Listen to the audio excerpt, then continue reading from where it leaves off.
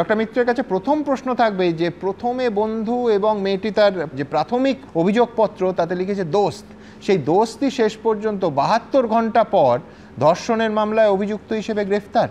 আমি জানি না সহপাঠী বলেই কি অভিযোগ সামনে আসতে এতটা সময় লাগলো, নাকি এখানেও প্রচুর ইফস অ্যান্ড বাটস এখনো আজও রয়ে গেছে? ডক্টর মিত্র, এখন এটা যে অ্যাকচুয়ালি ঘটনাটা কি ঘটছে না ঘটছে আমরা কিন্তু এখনই জানি না। একদম আমরা যেটুকুনি জানতে পারছি তার মধ্যে অনেক ইনকংগ্রুইটি আছে, ইনকম্প্যাটিবিলিটি আছে। এই ইনকম্প্যাটিবিলিটি অথবা কন্ট্রাডিকশন দু রকমের হতে পারে।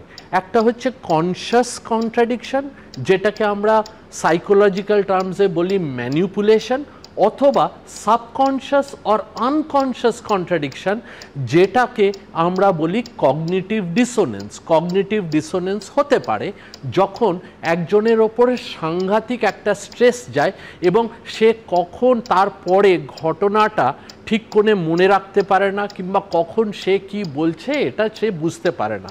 কিন্তু এই এতগুলো লোক যে দেখুন এখানে যে ঘটনাটা হয়ে দাঁড়াচ্ছে, আমরা কাকে সঠিকভাবে বিশ্বাস করব সেই জায়গাটায় কিন্তু আমরা এসে পৌঁছতে পারিনি। অর্থাৎ আমরা কি মেয়েটার বয়ানটাকে বিশ্বাস করব যেটা প্রথমে দিয়েছে, নাকি পরবর্তীকালে হসপিটাল থেকে যে বয়ান দিয়েছে সেটাকে বিশ্বাস করব? আমরা কি মেয়েটা তার পরবর্তী সময় যে দ্বিতীয়বার বয়ানটা দিয়েছে পুলিশকে সেটা বিশ্বাস করব? এক্স্যাক্টলি, পুলিশের কাছে যে বয়ানগুলো আসছে সেটা বিশ্বাস করব? প্রথমে বাবা একটি সন্দেহ প্রকাশ করেছিলেন সেটা কি বিশ্বাস করব, নাকি ছেলেটি যে বয়ান দিচ্ছে সেটা বিশ্বাস করব? কন্ট্রাডিকশন কিন্তু ম্যানিপুলেশনের একটা পার্ট।